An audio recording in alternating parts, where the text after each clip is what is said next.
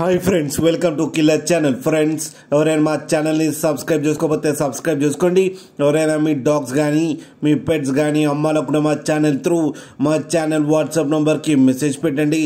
Friends, ఇవాళ మీకోసం top quality German shepherd male puppy తీసుకురావడం జరిగింది.